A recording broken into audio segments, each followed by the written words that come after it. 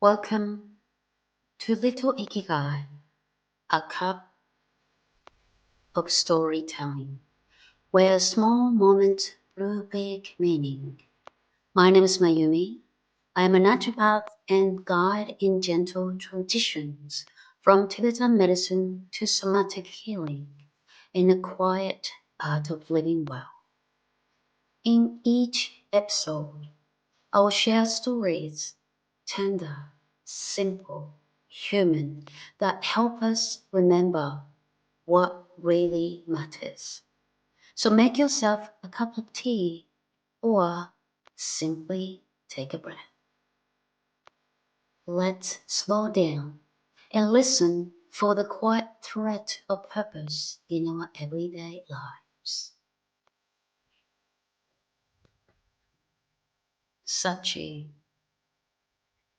a story of joy, grief, and Ikigai.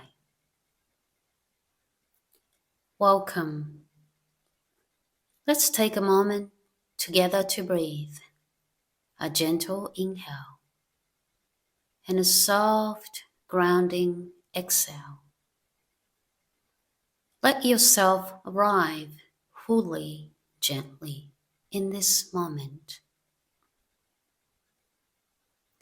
I want to share a quiet story with you about the dog, a deep memory, and something I call Ikigai.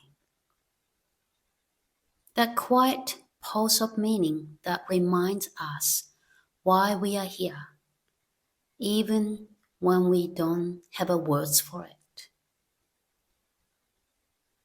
Sachi was born on the 19th of December 2023.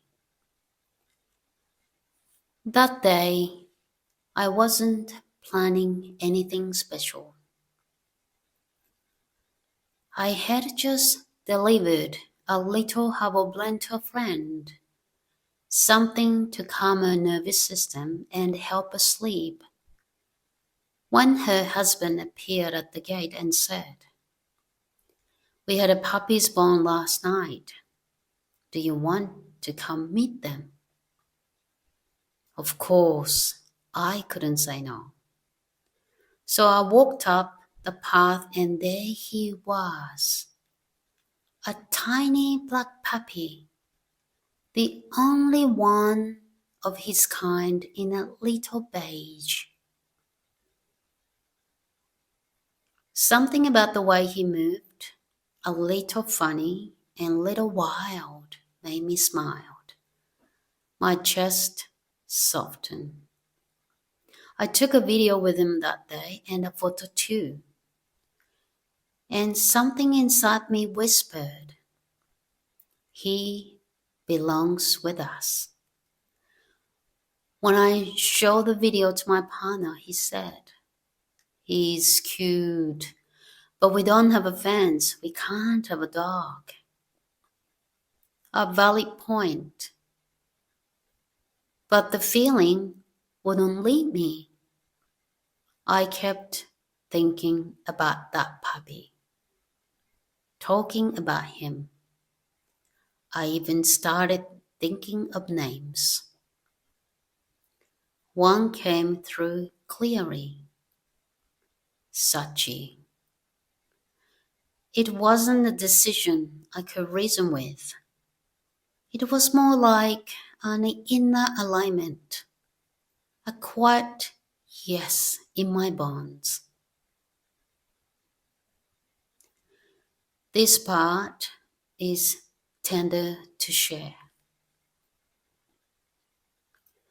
When I was 20, I went through a difficult decision, one that involved letting go of a potential life I wasn't ready to carry. It was a quiet grief I had onto for many years. I often wondered if I made the right choice. Even though I was young and unprepared, the feelings were complex: sadness, relief, guilt, and love, all tangled together. Years later, when my beloved cat Milky was nearing the end of his life, I began to say something out loud to my partner. I think Milky and that spirit, that little one I never met, are somehow connected. If she had been born, I would have named her Sachiko, happy child. So when I met this puppy, I knew that was his name. Not just Sachi, but a presence, the thread of memory, a pulse of joy, a bridge between something I lost and something I didn't know I needed it. Now Sachi lives with us. He pees on the floor, he chews on the shoes, but he also dances with me in the kitchen. He chases tennis balls and falling branches. He makes soft puffing sounds when he's content. Each day I look at him and he grows even cuter. He brings me joy and he reminds me that the life can be meaningful in the smallest of ways. That to me is Ikigai. Thank you for being here with me. Let me leave you with this. Is there someone, something, a moment, a memory that quietly reminds you of why you are alive? You don't need to explain it. Just feel it. That may be your Ikigai too.